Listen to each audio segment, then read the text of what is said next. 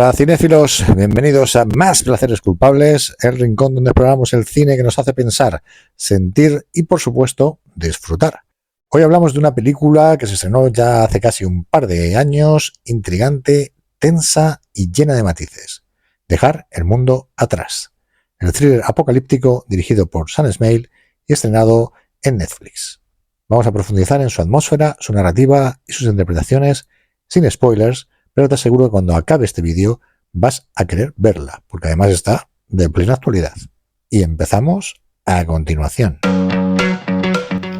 Más placeres culpables. Nos situamos en una casa de lujo alquilada por una familia que busca un descanso del bullicio de la ciudad.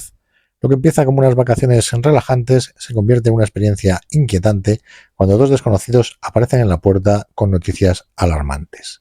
A partir de ese momento, la incertidumbre, el miedo y la desconfianza se adueñan de los personajes.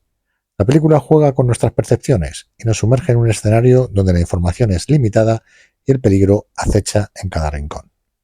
Pero lo más interesante no es el posible cataclismo en sí, sino cómo cada personaje enfrenta la crisis, cómo el guión dosifica las pistas y la forma en que Esmail construye una atmósfera sofocante a través de un lenguaje visual fascinante.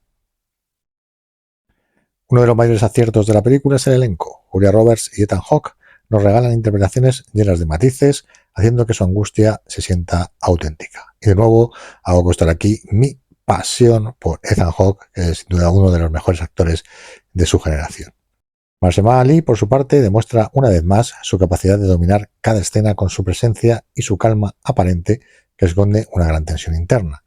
Y Michaela Roth, que interpreta a su hija, aunque menos conocida, ofrece un desempeño magnético y aporta dinamismo en los momentos clave.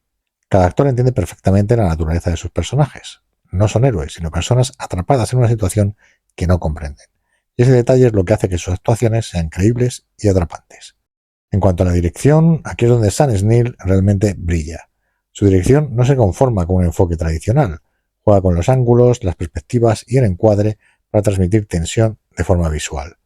Hay momentos en los que la cámara nos hace sentir claustrofobia, con planos cerrados que enfatizan la incertidumbre de los personajes, y luego hay tomas abiertas que nos recuerdan lo pequeños que somos ante lo desconocido. También hay que destacar su uso de la luz y la composición.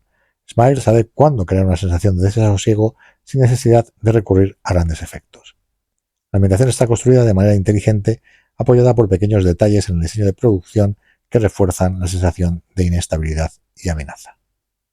El guión juega con la paciencia del espectador.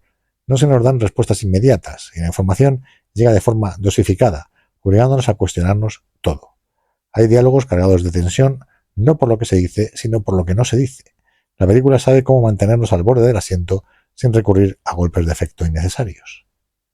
No es un thriller acelerado ni cargado de acción, es una historia que apuesta más por la atmósfera y la introspección, donde el miedo surge de lo desconocido.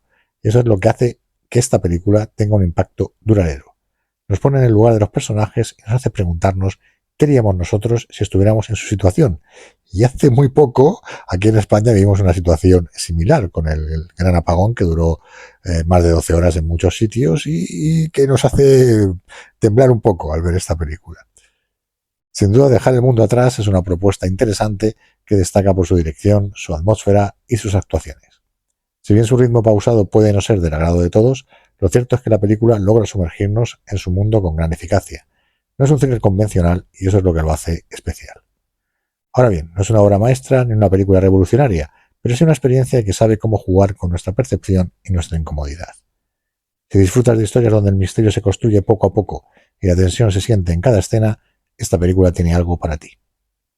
En definitiva, le damos un 3 sobre 5. Aquí me hace dudar de nuestra calificación por estrella, porque a veces de 1 a 10 es un poco más fácil ajustar el tiro. Sería casi 3 estrellas y media. Un film sólido, con una propuesta interesante y un enfoque visual que merece ser apreciado.